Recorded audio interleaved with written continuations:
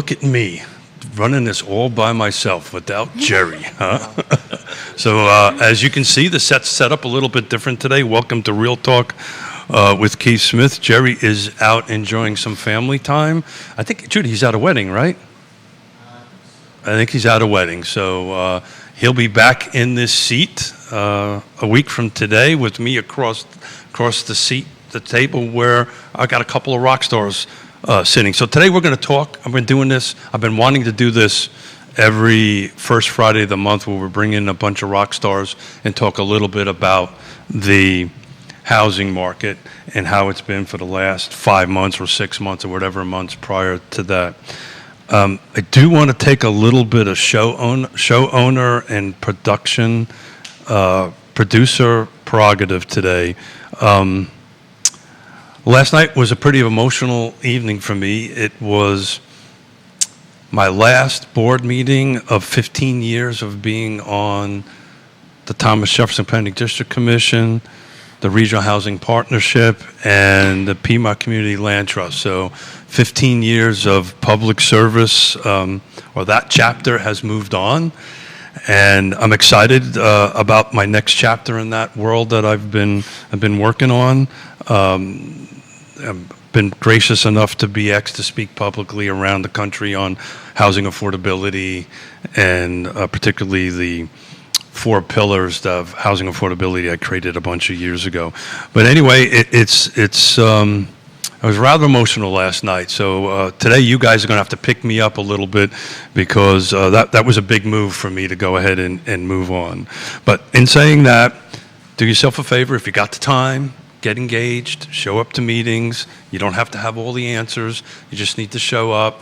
And you can make a difference. I learned that last night when I received my recognition and they listed the stuff that you did. You don't realize how much you're involved in until you do that. But anyway, I'm going to try not to pat myself on the back too much on it, but please get involved. So today, we're going to have a lot of fun, at least hopefully.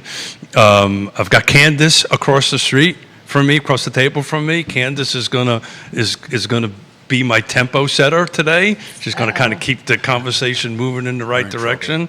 We got Chris to her would be right because I'm used to sitting in that chair. Got to get and then to his right is Kerry. So we're going to talk a little bit about it. But first, I want everybody to go and introduce themselves. So you want to start?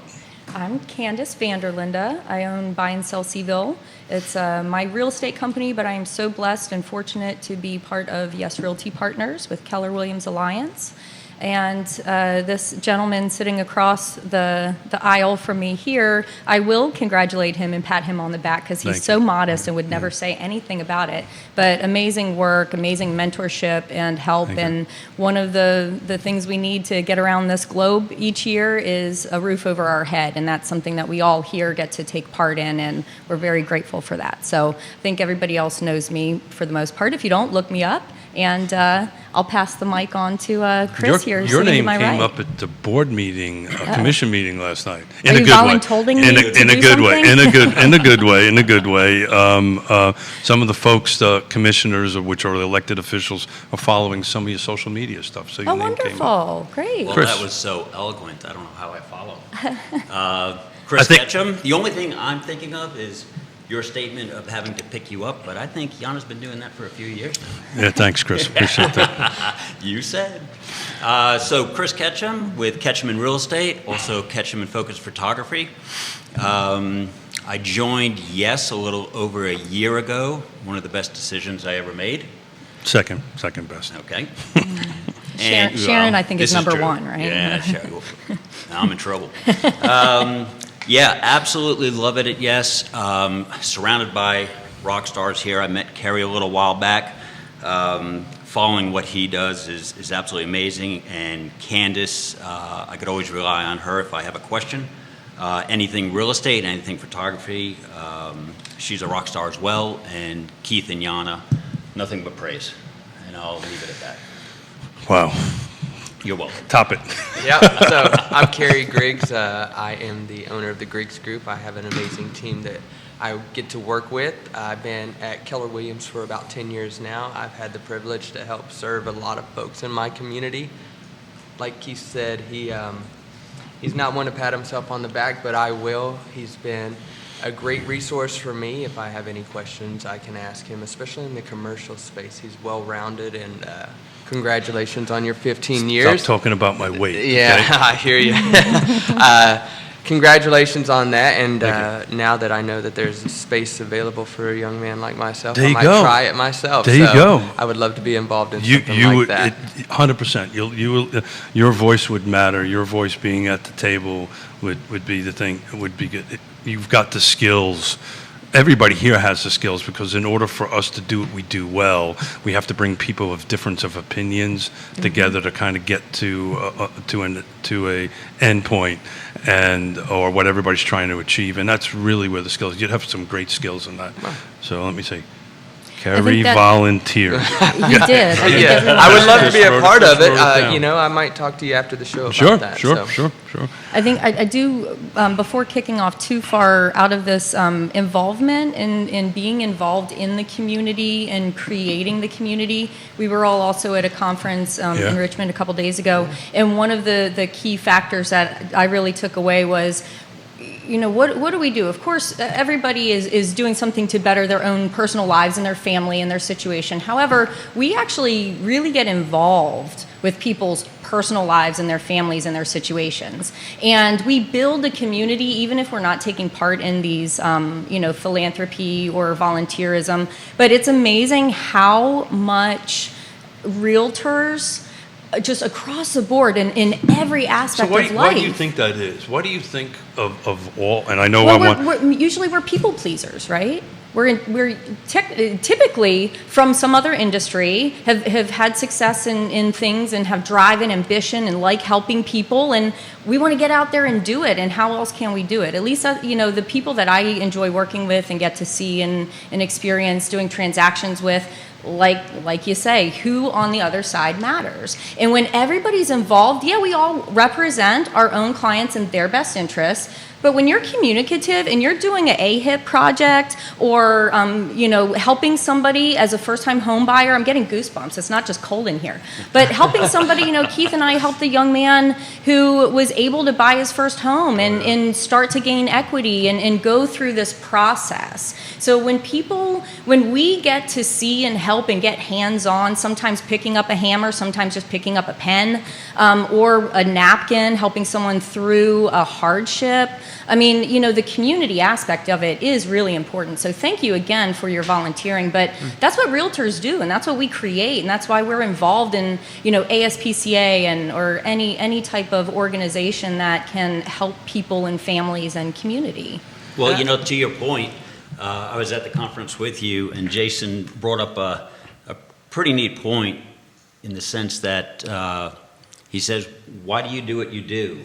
And you normally get the answers, I'd love to help people get into a house. I love the fact that I can go ride that journey with them.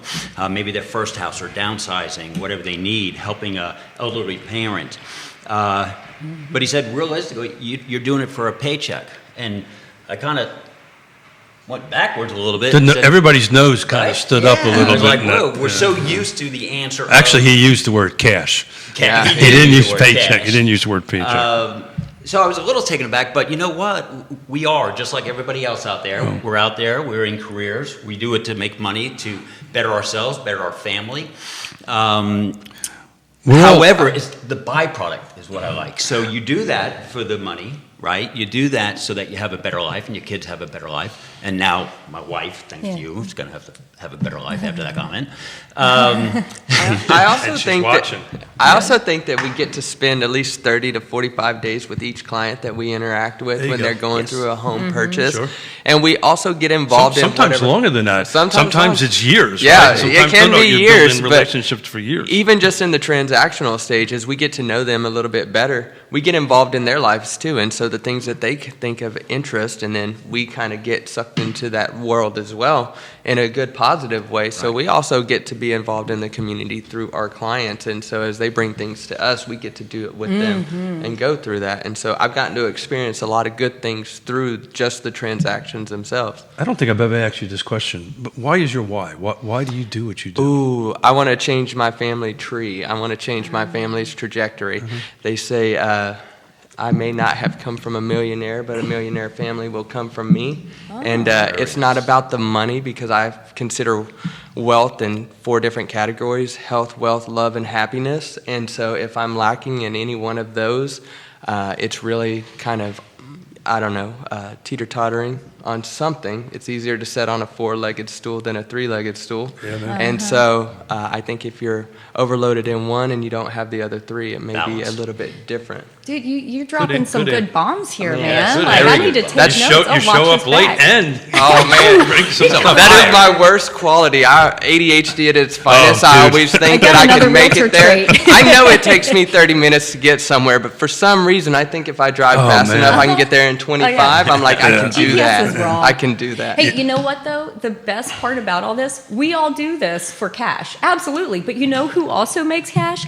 Our clients. That's exactly Equity growth. You know, 43% more financial stake in value of lifestyle, the 4 pillars, for our clients when they are not renters. Yeah. Because when you're renting, you're paying somebody else's mortgage. Thank you. My investor clients are really appreciative. We still need you, but let us help you learn how to do that on your own. So we are making you money. We like the Erpies. Thank you, Alex. Thank you for making me money, because it makes you some too. That's what we do for our clients. So yeah, it's a job, but also our contractors. And But we move the needle for everybody, because when we're out there moving and shaking, escrow companies get paid. That's right. exactly. Contractors get paid, mortgage companies get paid. We kind of move the needle by helping our clients. And getting in and seeing all kind of cool things. I mean, you know, Yeah. talk about who knew some little country girl from south of D.C. would know so much about country septic systems and alternative things. And, you You know, should share that picture. She's Oh, in it's amazing. she's in a sundress in a septic tank. Yeah. Oh, wow. Well, shoot, my spelunking outfit is in my I'm not closet all sure the that time. was AI generated or not. I'm going to do that. So Chris, you've got a second business, right? And Yes. and your business is photography and real estate photography in particular. And you know, today's topic is about, okay, what's the market looking like? Where was it? Where is it going to go? But you're kind of on the leading edge, particularly, you know, you get to see people, get to talk to agents and see homes that are not quite ready to get on the market and all that. So how you seeing the tempo out there? Because we're going to talk about sales tempo going up, but median prices of kind of softening a little bit. So how are you seeing it out there? What's I think the best way I could describe this is if I went back maybe a year and a half ago, agents would call me up for photography, and it would be, hey, I just need you to get interior, exterior, let's get the shots, because they wanted to show value to their clients. They wanted to at least do that. However, they knew, for the most part, a lot of those homes were literally press the button, go active, and that night you're getting... Well, it didn't matter what the condition was. Didn't matter, but they did it for their clients to show them, hey, I'm still adding value for what I do for a living and how I'm going to help you sell this home. But it was strictly interior and exterior. All the extras just didn't happen. Today, what I'm finding is a lot of agents now you're competing, right? You're selling your home. It's a balanced market, maybe even leaning more towards a buyer market. So now agents are saying, listen, what do we do to make this pop? So talk about why you think it's a buyer's market. Why do I think? Well, I mean, Why do you think that's happening? there's a lot of different reasons. Now, in my area, out in Spring Creek, I can tell you that right now we have approximately 30 homes on the market in that one Out of how development. many lots? How many? Right now, I believe it's just shy of 1,100, or right around 1,100. So we're at the Lake Monticello. I think we're at or close to 50, which is just a tad over 1% of 45. It's 4,500 lots. Well, what's amazing about this number too is everybody always talks about competing with new construction when you're in a development like this. And you are. However, when I ran the numbers, I was a little surprised that right now about 65% of those homes are resales, and about 35% are new construction.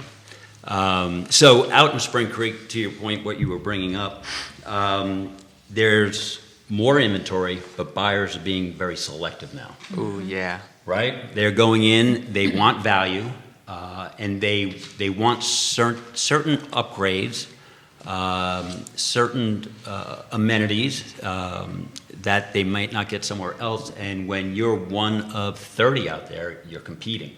And bringing it back to the photography side, that's where I find agents are trying to look for that extra. How do we get this out? How do we market it? How do we push it? And I'm not going to turn this into an ad, but the very first thing I started doing when I saw this was I started opening up a marketing company to market those photos, to help market agents to get their home sold. So, yeah, I think it's definitely more leaning. I still say it's balanced. It is, but it's leaning more towards a buyer's market.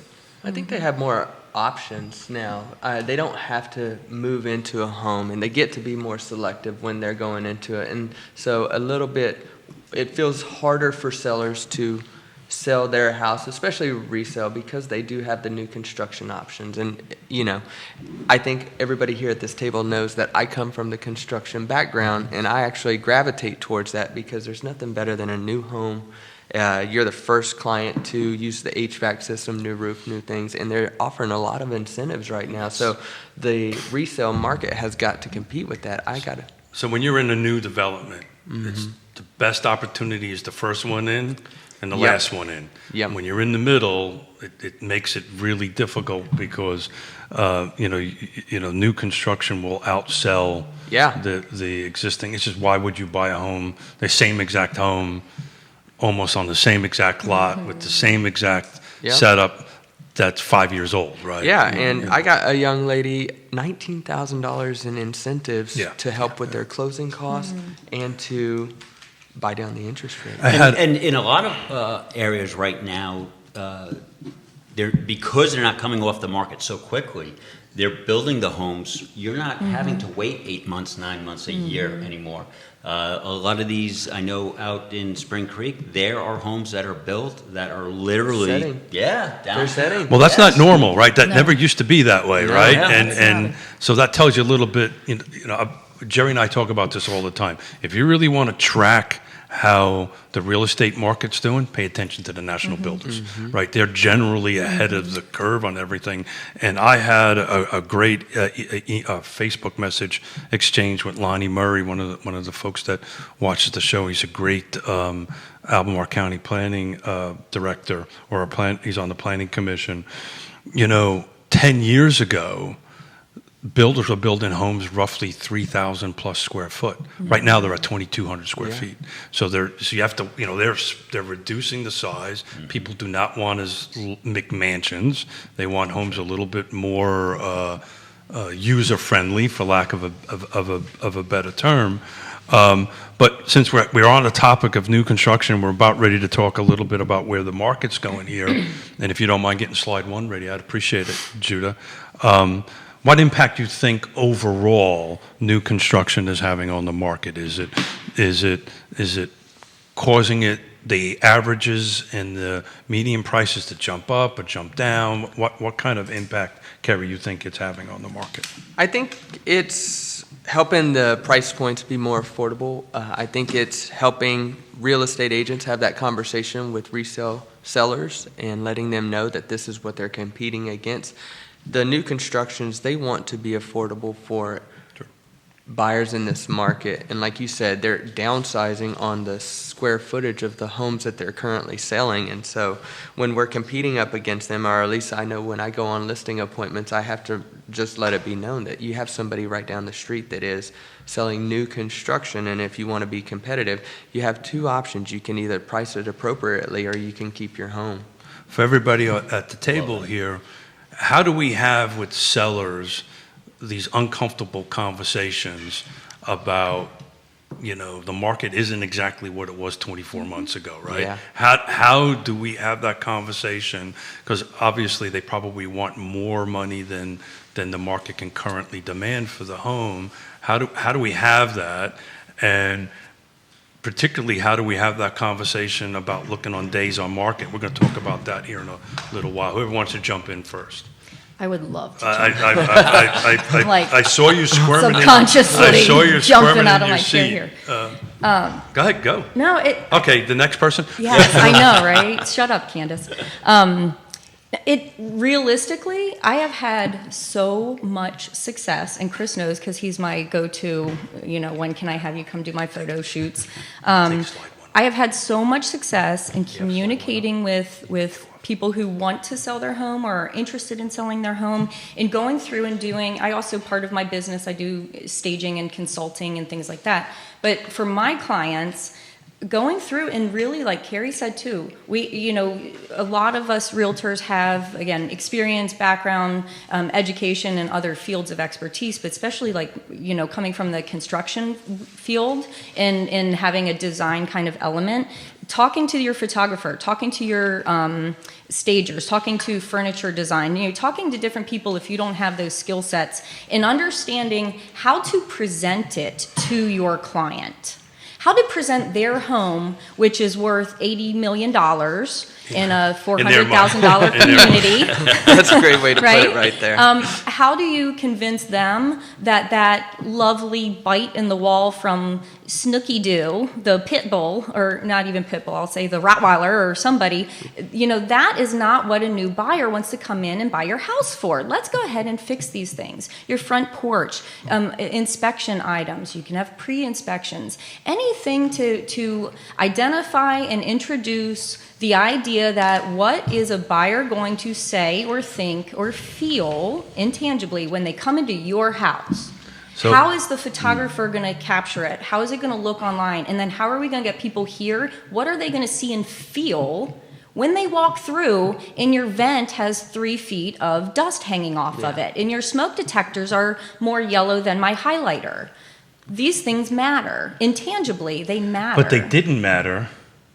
Yeah. I 3 disagree. years. They did, because people who were Ooh, I'm getting the stomping finger on it and pointed getting it. I'm in trouble. No, because I know that look. Yeah. Yeah, well, She I was- respectfully I know. agree. I know. I know. I respectfully agree, and I would state you can there's a disagree with me. further perspective. No, I don't Never disagree. invite Candice I know. again. Yeah, no, but for real. When things were moving, all you had to do was take the sign and go like this in the yard, Yeah, and you had and 10 it offers sold. in hand. All 10 offers weren't identical because only one person got it. And you know what? In 2023, how many transactions were released that never hit the media and never hit our friends and never hit our clients? We were getting things under contract for a few years there, and they were going bye-bye because buyers were like, ooh, maybe I didn't realize the pantry was this big. Yeah. Maybe I do want Oh, that no. tub You're in bringing my up a master's whole Different, different topic about, and we're seeing this now, buyer's remorse. Right. A couple of years But later. back then, what if you had 10 offers and you could get more because you did do the thing? So you are correct in the fact that, yes, waiving the, just even hinting that you were going to have your home on the market, it was gone instantly. However, how much better could it have been? How much more could you have gotten? Yeah, but How the much- reality, Candice, the reality of the market at that point is what it was, right? Yeah. The reality It is... sucked. It was horrible. Yes, and I've often said this publicly and multiple times before. I'm actually more excited about real estate now than Yeah. I've been in a 100%. long 100%. time. Yeah. Because this is when the pros have to show up. We need to talk about, okay, sales were up 7% in the first 5 months. The total volume was up 3.7%, but the median was down 2.5%, and the average was down 3.6% in the car footprint. Well, why is that? Right? We've got to be skilled enough to be able to explain that. Why has volume gone up, the total volume gone up by almost 4%, 3.7%, and closed sales have gone up in 7%, but average and median is down. You want to jump in? Yeah, I think I'll chime in. It really boils down to communication, knowledge and communication. If you do your homework, But why did those numbers drop? What do you think that is? Buyer desirability. Where's their What we just talked about. if our dollar today is really worth 75 cents, $1.25 4 years ago, got you, a dollar today was $1.25 4 years ago. It's now 75 cents. So the dollar is not, inflation, all of that fun stuff, I'm not going to go down that rabbit hole. However, Fluvanna is down 5% in sales. All the other counties are up a good bit. Nelson's down a little bit. But the median price is still $500,000. But I think you're also dealing with, we came from a market that was gung-ho and everything out there was just selling as soon as, what you said before, put the sign in the yard. Today I think we're dealing with a few different things. Yes, the perception of interest rates, which is a whole different conversation. Well, I think that's one we have to have. You're dealing with people a little concerned and worried about gasoline prices, groceries. We need to the have that war. conversation. I think that slows things down. So you're already coming into a balanced market. Now you have people worried about the economy and say, is this the right time? Forget about the fact that 26.6% of all the sales year to Yeah. date was over $1 million. That's part of why that math is skewed, right? That's part of why there's almost over a quarter of all the sales. And it's interesting, 8 out of 10 of the $1 million plus was in one county, Albemarle County. Albemarle. You know what, though? This just hit me, too, as Chris was talking. The reason that super bidding war type of thing was just a horrible thing that had happened, and we're But seeing that's it still now. happening, Candice. Well, I know, Yeah. but listen to this. All those people I got that bought this- I back got the then, other finger. right? She I did know. this one, then she Look, shifted I'm in over to Keith's that one. chair. I'm allowed to I watched interrupt it. Jerry. Yeah. Look, so all those people that bought, sight unseen, cash, no inspections, we'll take it as it is, all that. Well, guess what? A couple years later, your septic system had failed, but you didn't do any inspections. Now you got to pay for it. Your windows, your roof, all these big maintenance items that people have had to put into their home, and now when they want to sell, they go, I put $100,000 into this house that I bought with no inspections. Now I Or- want to get my money back, and it's not real. Or I bought it, didn't deal with it. Mm-hmm. The next buyer has to do that, and the philosophy of the buyer has completely changed, right? Yep. Even at the $1 million plus, right? Oh, gosh, yeah. They're doing home inspections. They're doing all the normal processes, but the mindset of some sellers are still there. Mm-hmm. The buyer's like, look, we talk about this all the time, the 6 rights, right? Right location, right price, right features, right condition, right timing, right folks on the other side matter, right? If it hits all of those items, drop number 6 in that, but if it hits the first 5, you will get multiple offers. Oh, yeah, yeah, Right. yeah, it's still happening. And of the $1 million, just to throw another number out there, the coffee's kicking in, by the way, of the Yeah. of the $1 million and up, 50% of them were cash. And oh, by the way, 30% of all the transactions were cash. Yeah. So all of that that doesn't impact so much the average and the medium. I think by the end of this year, and maybe we can crystal ball it a little bit, I think you're going to see sales up, sales volume up, and I think you're going to see year over year the median average to kind of balance out like it was 2025. I don't think you're going to see these huge climbs year over year, which is actually not a bad thing. Right. I think it's the market adjustment. Do you think that the median sales price are going down because of days on market and buyers see an opportunity to make a bid lower than what they use? I think Lower sellers- than what I the think list sellers price are would just be? It could pricing be. high. It could be, right? Because we're talking like 2.3% here in Albemarle County. It's not a huge number, but if a buyer has the opportunity to... No, so actually, if you don't mind going to slide 2, Albemarle County's up.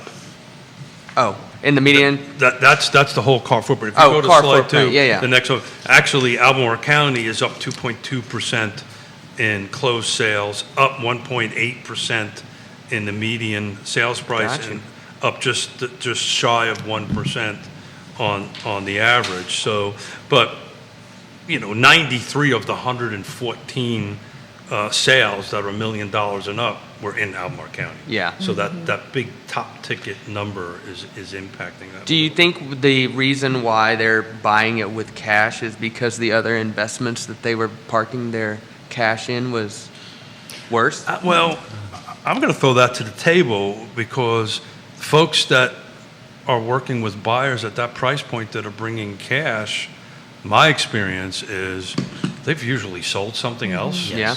right? They have cash. They have more cash than what they're buying it for. And then then they put a little bit of cash in the thing. I don't know what Yeah. everybody else's experience was. Exactly their same thing as nationally speaking and into our micro markets. The baby boomer generation typically have, bought, sold, or have equity in their home, and or they're helping the generation that are buying in that now, or they've had businesses, or they have different creative Roths or different types of ability to access liquid funds to then gift to their kids. Again, with Buffini and that, we look at it more of a national scale of the demographic and age of people selling homes and buying homes are 62 and 65. It's because you've had experience, you've had, now some Why are you looking at people- me when you say that? That's because your eyes are just shining and matching that shirt stop right it, there. stop It's so it, good. stop No, but so a lot of people are now under the idea of, okay, grandkids or nieces and nephews or whatever family member they're doing good, they're pursuing, and because grocery bills are up 4 times what they were a year ago, they can't they're having difficulty saving the money for a down payment. So someone has equity, someone has sold a business, sold a property, maybe moving in and buying a multi-generational type of home. So the style of home, the size of the homes being built, the locations of the homes, and the condition. But if you have multiple generations living in a home, maybe the kids are fine living But with. nationally, that number went down. That number, I expected that number to climb, but it actually went For went down. Chris, you want multi-generational? to jump in there? You got some? No, I'm just listening to you. When you're done here, I want to go back to a point you brought up earlier. Now, you jump in. You said the difficult conversation. How do we have the difficult Oh, you're conversation? still on that. I am. Boy. Because it. Listen, So raise a hand. Who has attention deficit syndrome here at the table? Oh, I think all. He does. He's the one that don't. Because the three of us, we move. We move. Yeah. No, I can see the hamster spinning. It's there. just- Chris has got I'm the listening- gleam in his eye. I'm listening to everything that's going on, and I'm still like. That's really Jerry's job. exciting. By the way. Jerry's job like, is to let's keep break my it back. ADD under I control. I was going to bring it up earlier. That comment was like a century ago. Wait, are we supposed to switch chairs now? Yeah, I think that's true. I think He's the fisherman? I think he needs to sit there. Go ahead. Chris. I The interrupted difficult conversation, I just want to go back and touch on that. I owned a business back in Florida it was a family business for over 50 years. I didn't own it for 50. I'm not that old, Keith. I was saying, you But- look amazing. Yeah, I thought thank you you. always Thank did, you. but And we'll edit that so we just hear that part. I know. Can you get to the point, please? Yes. What point was I bringing up? So the difficult conversation, when I first got into real estate, in talking to a lot of agents, I couldn't believe the amount of agents that really have difficulty going to a listing appointment and talking to people. Hard time and having talking a about money, conversation. which Yeah. I found that Yes. weird. I find it very weird. Now, I talked about milestones earlier. So I owned a wholesale retail bakery. One of our biggest parts of our business was wedding cakes. So I met with people during one of their first milestones of getting married. And believe me, if you can work with brides, I could work with every person selling and buying a home. Yeah. But the I just couldn't get over how difficult it is to have the conversation. If we study and we know the market and we know why or how people are reacting to the market and what's pushing it and moving it forward. Even more to that, add to that, ADD, I got to do it. Yes. Know what we don't know. Yeah. That's way more important than knowing what we know. Well, and the thing is, so you talk about the one thing that I was told when I first got into it was, you're in your neighborhood, you're farming this neighborhood. You make sure every single day you know numbers, you know what's going on, because people are going to stop you and ask you how the market. Yes, you should know those things about that area, but things are volatile. They're changing all the time, right? So what I do is when I have a listing appointment, I do all my homework. Yeah. I get everything together so that when I do go in there, I don't have an issue talking about price. I don't have an issue saying, okay, I understand, Mr. and Mrs. Seller, that you want to sell your home because you feel it's worth $1 million. But I'm going to show you all the data. I'm going to show you what has happened, not in the last year or 6 months, what has happened in the last 30 days. And bring that conversation to them. Because that's where reality is. That Yeah. is. And if it's not, listen, if you want to sell your house for $1 million and I'm showing all the data and I'm saying, yeah, I think we're right around 500,000, then maybe it's not a good Which fit. does happen. And It you have to really be able to walk happens. away. I think that you come at it from a good standpoint, though. You come at it from a value standpoint versus I think a lot of salespeople or agents in general, they want to be liked. So they want to please the seller, but they're not actually providing the value. And that's where those hard conversations come in because the data doesn't lie. Yeah. I always go on listing appointments and people say, well, what do you think the house is worth? Well, I don't know. I haven't ran the numbers. I can give you an idea of what I thought it was worth before I came in Oh, here. you never throw a Yeah. number. Exactly. They're like, well, That is you know, like a what do you stamp. think we can get? Just ballpark. And I'm like, I don't really do that. I'm How like, cute. You I'm always actually like, think I more can than a think. dollar. yeah, right? I would rather just go back and run the numbers for you. And I can tell you because there was a whole, Never. basement finish section that wasn't on the information that I was able to pull from it. Right. Correct. And was it permitted, by the way? 100%. Yeah. 100%. Something got built. Nobody knows Yeah. about that. No one told me It's great about for it. tax purposes, Yeah. not so much for value. Yep. So I think a lot of, like you said, those hard conversations, you got to just come at it with value. If you're not coming at it with numbers, the data behind it, actually providing value of how you're going to get the house sold for the client, then Yeah. you're just going in there with an ego and you just want to be liked. And that's never really You know what? the way- Like me after the transaction. Yeah. And You'll and like I'll me after I sell it for you. absolutely. And I'll tell you what, if we're discussing the price and you're a bit more than where I'm coming in at, and we discuss a price and we list it for that, I want you to point your finger at me. If I say that it really should list at 550, it really should list at 550, and we get 580 or 600, you can point the finger So at me even all day long. Even better than that, because I've seen you do it. You decide not to take it, or you lose the listing, and it sells more. You pick the phone up and say, you know what? I'm so glad I was wrong. Congratulations. Yeah, that's nice. Right. Like me after the sale. Yeah. Become friends with me and refer me. So I do want Yeah. to go back to a little bit of data stuff. An interesting number. Slide number 3, if you don't mind, Judy. If you just leave it on for like a minute and then City of pull it Charlottesville. off. Yeah. So it was funny. Jerry and I were talking the end of last year. The sales volume was down in the city. Right now, we're up 24% year over year.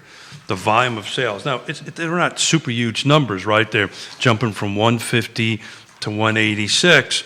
But you're also looking at the median prices are softening a little bit, 2%. The average is down a big number, 12%. I took a look at the back end of it, and this is one of those cases where you have not huge volume of transactions.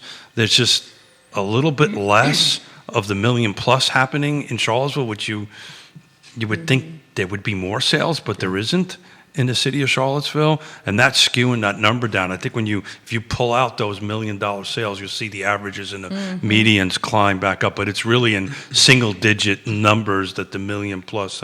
So I just wanted to see what everybody was is thinking about the Charlottesville market. I know, Candice, you're pretty heavy in the Charlottesville market, so what do you make of these numbers? That is a great question. And I love tangible information, statistics, and also understanding that people put their money on the table when it's emotional as well as conscious decision making. So the fact that the zoning scuttlebutt had happened for a little bit of time over the course of last Well, year, nothing I ever think happened. that It never really produced I'd say anything up to this delays point. in timing and decision making with Sure. confidence for a variety of individuals dramatically impacted the city for a number of months. Personally, I had that happen to me with one of my properties.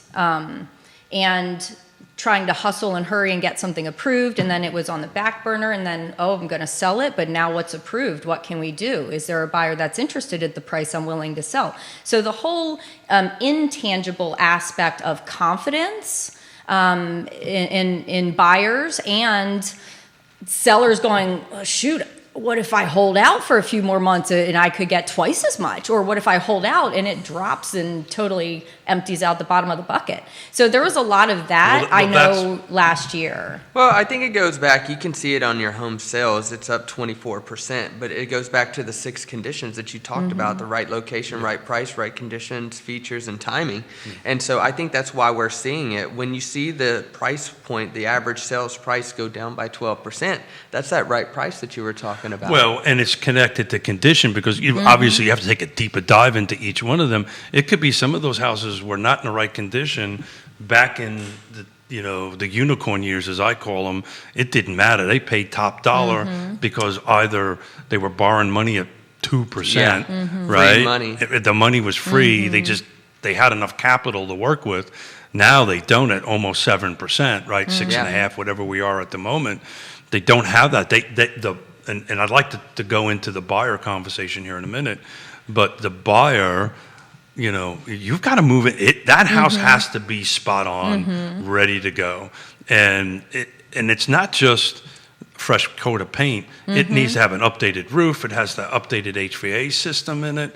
It has to be kind of brought a little bit up to at least the 21st century. That's what I was saying with the course of we all have rose-colored glasses in the moment when everything was crazy. Now looking back and setting and kind of seeing what had happened, again, to me, people bought things that needed major functions replaced, updated, or repaired.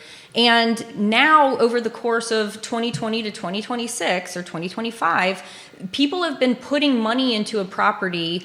And if you're taking out an equity line or you're restructuring your loan, you're not getting that 3% interest. And money isn't free and cheap anymore. And you might have put all your cash into it, and now your expendables need to come out of an equity line that's at 6, 7, 8%. So people put a lot of money into something that they just grabbed up because they could and they want it. And now, when they're looking at selling, they're going, oh my God, I'm going to take a dump because I paid too much, I put money in it. And if people didn't do that, if they didn't do that and do those things that were necessary, buyers today are going, I'm not putting new windows, roof, HVAC, and everything else in this. And you can go to the county, you can go to other places and get new construction for the same price. And we're going to talk about the impact of new construction in Flavanna Green here in a second. But how are you continuing that conversation? Are they just saying, well, we're going to wait? Right? Is that the conversation? Well, babies, what is it? Diapers, diamonds, death, You could do it. divorce, and diplomas, right? Something like I always do death, Go. downsizing. but all the Diamonds, yeah. diapers, divorce, downsizing. Check. Oh, sorry. Look at you. I did the downside a few more Stop years, being man. an Kids are little. overachiever. Downsizing, and then the last one is death. Yeah. Right? And So that's for the reason reasons why out of your people- control, people are now going, you know what? We can buy somewhere because prices might be down. We can sell ours because we've done those major and mechanical we bought features. We have $400,000 worth of equity and stuff like that. What about Yeah. interest rates, guys? Is that impacting decisions at this point? Again, I think it's perception. I think people are listening to social media versus talking to professionals. And if you go on social media, what do they say? Oh, 7%, I can't believe it was in 3%. It's never going to get back down to 2% again. It's not going to. 7%, what did we hear the other day? Jason brought up... 1980s, it was like 17%. Exactly. Don't remind me. If you go back 20 years ago and go to Yes. 2006, and I ask you today, back in 2006, would you buy up all the real estate in your town? Yeah, I would. Absolutely. But back in 2006, would you have done it, not knowing what you know Well, now? I tried that prior to 2006 Yeah. and then lost $17 million. Yeah. So just saying. Yeah, but I think the part looking B at of it, that solution didn't. real estate is ascending. Okay, the interest rate, and I'll get pushback for this. It doesn't matter. I'm going to push back on that here because I think it matters at certain price points. Yeah. Okay. First-time home yes. buyers, Very that much. skews their monthly Yes. payment. That matters Okay. a lot. Yes. It's not even first-time home HOAs, buyers. I think it's at a taxes. certain price point. But when you're talking Yeah. whether they're pushing off and waiting or not, no, they then can look at, okay, what house can I afford? Now, back in the day, maybe, yeah, you could go out and get that $1 million home. But now that $1 million home is 1.5, and you talk about, and now I'm the 80. When you talk about prices, He's got notes and highlighted and everything. He does. when you come up with the question about homes being reduced, I think that's a lag effect. We, as agents, we run off comps. We look at what things we're selling for. And when things started slowing up, I think we didn't shift or we didn't go in that direction. But that's the seller, though. Yes. That's the seller and how we strategically have the conversation about, okay, and we've all done this at this table, right? But then Okay. that goes back to what I was saying before. But then what we're doing is we're just agreeing for a listing. You can't do that. You have to I'd say not educate the everybody. seller. Well, you got to walk into it a educating strategy. the people. Right. And you got to have the sellers buy in on that strategy. Because you know what's happening is you have all these reductions. Then that's a domino effect, because then what do buyers do? Now, buyers being more selective. So buyers are saying, okay, let's take Spring Creek. Out of those 16 or 17 homes that are resales, 14 of them have price reductions. What am I going to do? I think I'll just sit back and wait for the next one. I'll take it to another level. I was having a conversation with a nest agent, and we were talking about our listings that we have on the market. Said if we do not, he did the research. If it did not go pending within the first days, the average among all those listings sat on the market for 42 days before going pending. If they did not hit that price point. So that's interesting, your DOMs, but I want you to let you finish your train of thought. No, go ahead. I'm good. Good, because I just lost what I wanted to say. Days on market. Days on market, thank you. It's interesting. I've been doing this for several decades, right? And it always was, the turning number was like this 90 days on market, 60 days on market. It's now 2 weeks, right? And back to a strategy, right? If we don't have positive activity within 2 weeks, then something's wrong, right? We got the wrong location, the wrong price, the wrong features, wrong condition, which is tying into the timing question on it. And then we got to have this hard discussion, a shout out to Michael Guthrie. I learned this from him, in an initial conversation, either as a seller or a buyer, and what person would say no to this? Do I have permission to be honest and be direct, right? And who's going to say, no, I want you to lie to me? But it's an important question to ask, because sometimes people just don't want to hear the truth, right? And our job is to convey the truth. You want to finish your train of thought before I move on? You are doing a great job. Really? This is why. Tell Yonna. Tell Yonna. Can I be honest with you? No. Can I? No. So Kerry, I prefer to be lied to. Guy Candice, you want to jump in? I was going to make a joke. I'll hold it. I There's think no all of rules this, here, so you can do this that. does come back to what Kerry was talking about and what Chris was just now talking about as well. Shout out to Woody Fincham. Having an appraisal standpoint, and I really like what you were talking about. We are looking at comps and things, and I always talk to people about, okay, an appraiser is going to come in, look at it from a tangible aspect of comparable homes in the same condition, in the same size, in the same whatever it is, school district, street, community, whatever. But micro markets matter and micro locations matter, Yes. right? You can have the same house side by side across the street, and it's very two different. Exactly. And that's when, like Kerry was saying, when you go into that appointment and you have this communication and you are honest with them and you say, look, here's 4 places, here are the photos of the main living area, the kitchen, the bathroom, my whatever. neighbor 3 houses down 12 months ago sold their house for $50,000 more. You're talking about?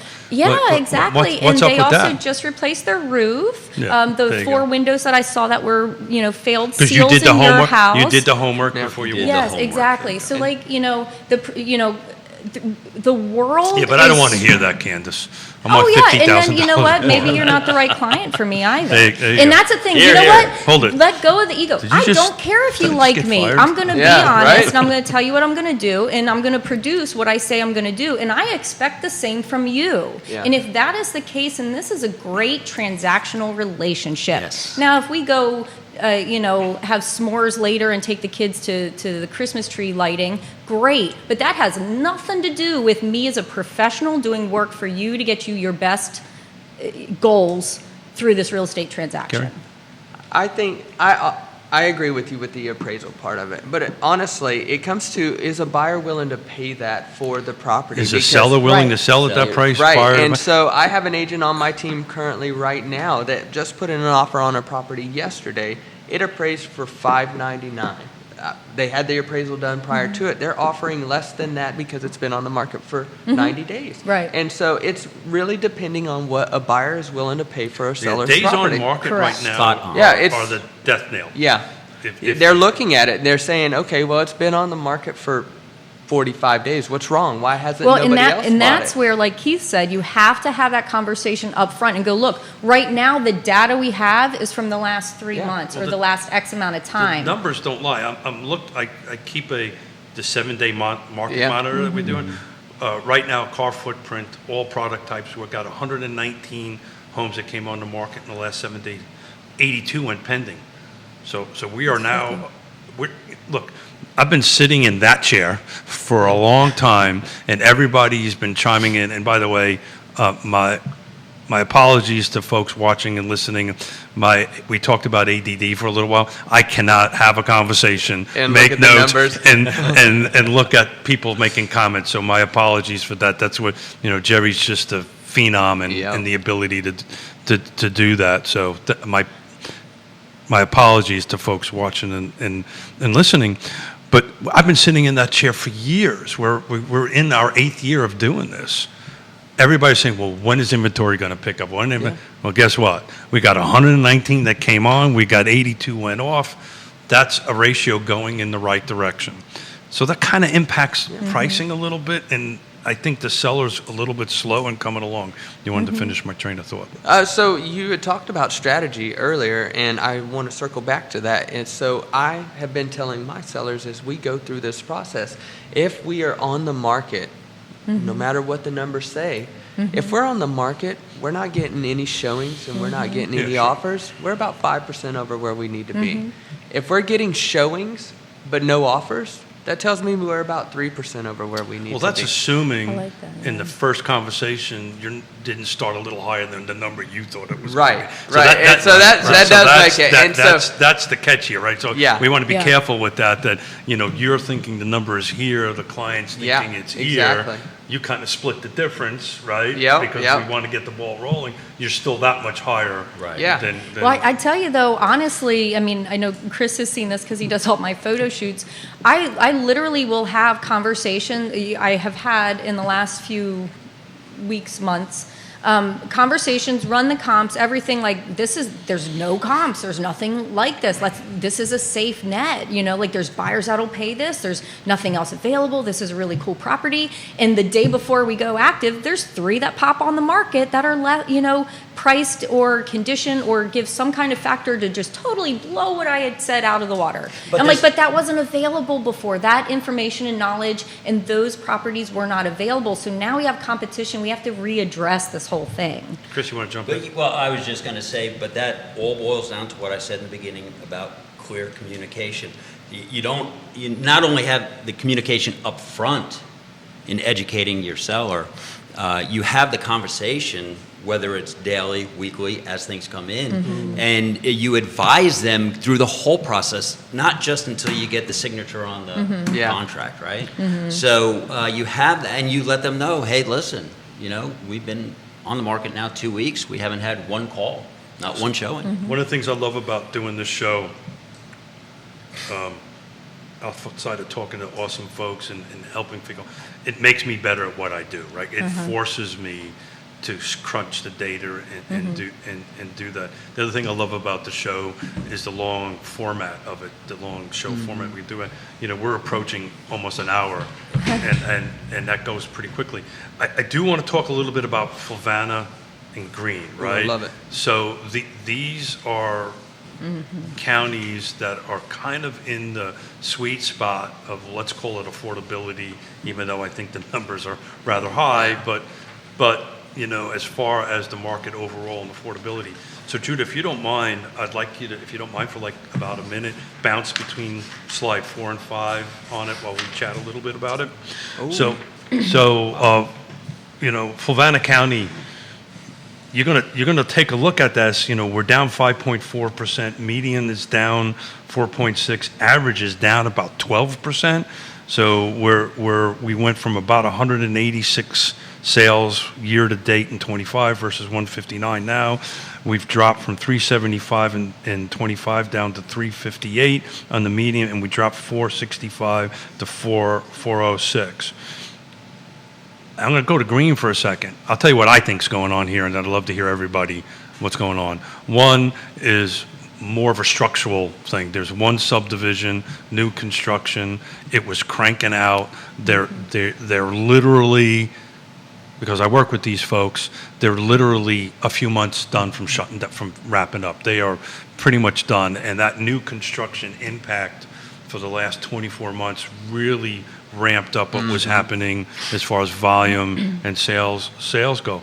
The other thing, and the pushback on that with Chris, these are the rate-sensitive price points, right? A half a point up, a half a point down, a quarter point up, a quarter point down, impacts what one can pay tremendously. Then you throw in $4 worth. I left Lake Monticello. This one was $4.12.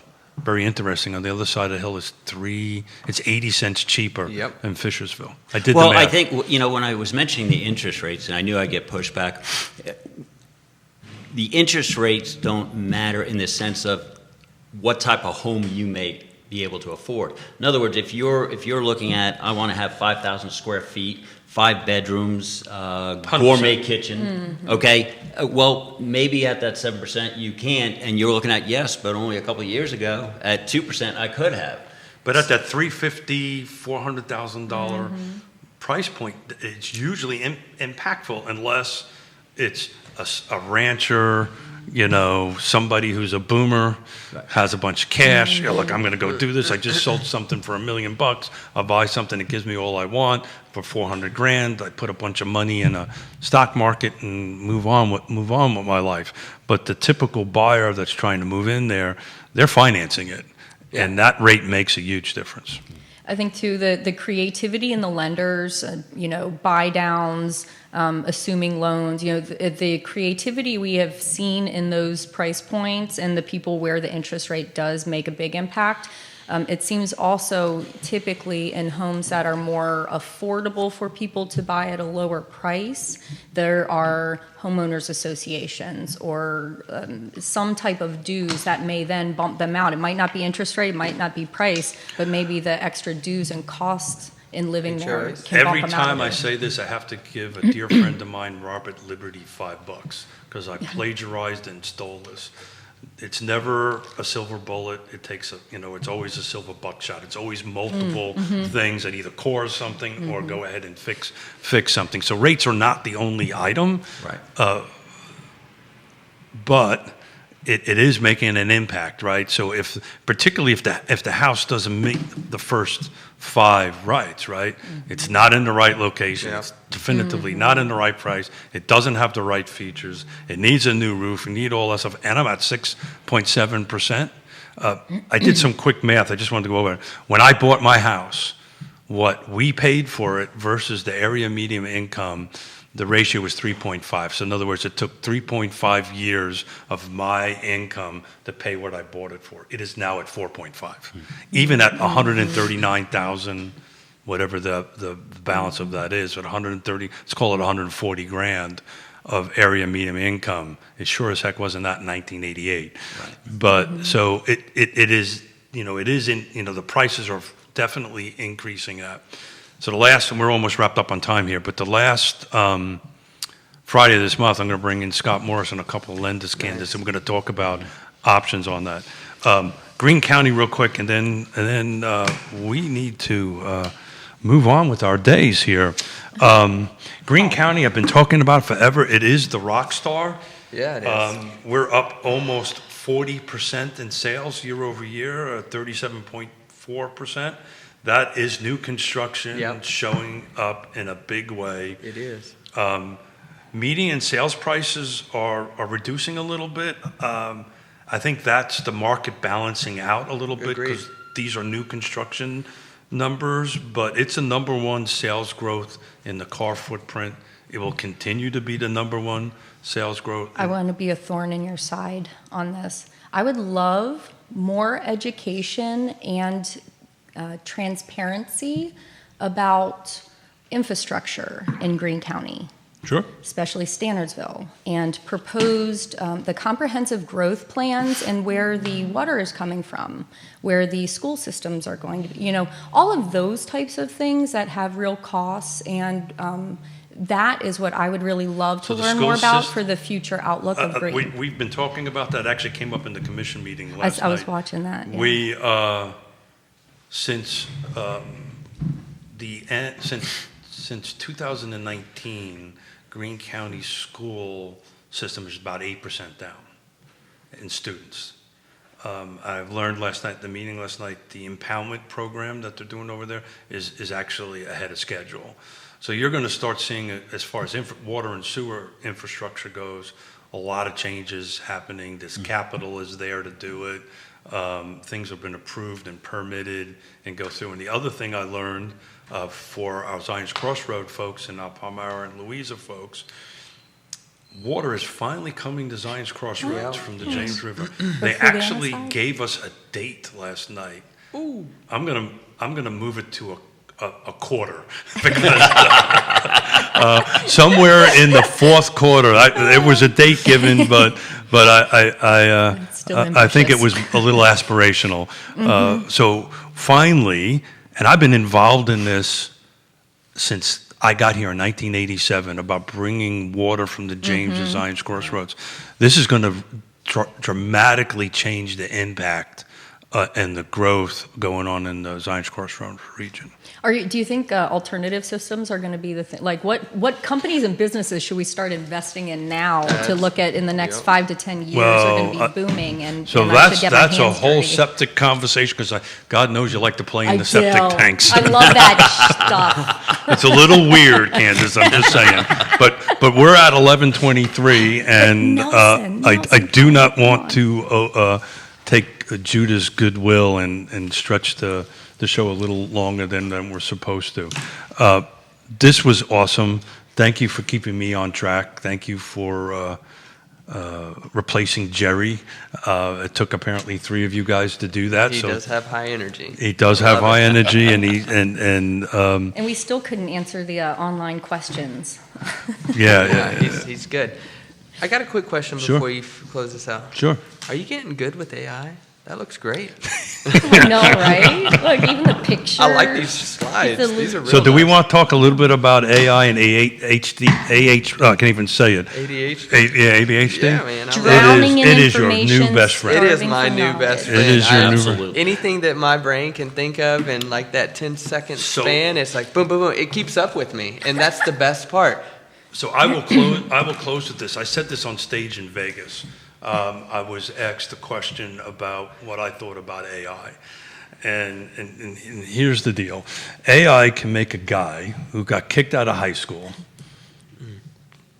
intelligent, IQ just go off the charts, right? You think I write all this stuff? No, I think it and I ask AI to Yeah. write it, right? Collaboration. But collaboration. It is my built-in editor. Oh yeah. But what's really going to matter going forward is EQ. Everybody, AI is going to make everybody an effing genius. The people that can master and articulate and communicate in a one-to-one fashion, heart, face-to-face, voice, face-to-face, your EQ, emotional intelligence, are going to be the rock stars going forward. More Because important than AI's, ever before. excuse me? More important than ever before. More important than ever before. So if you want to, don't all freak out about AI, right? Grow your EQ. Yep. If you can grow your EQ, you're just going to be rock stars going forward. So in saying that, Candice, thank you. Chris, thank you. Thank you. Kerry, thank you. This will be housed on the website. Go and listen to the conversation. For real estate agents out there listening, every first Friday of the month, we're going to do this. If you'd like to sit down and have this conversation, reach out to me. There's a seat there for you. So thank you very much. Everybody have a great weekend. Have a great day, folks. Thanks, Judah. And he'll let us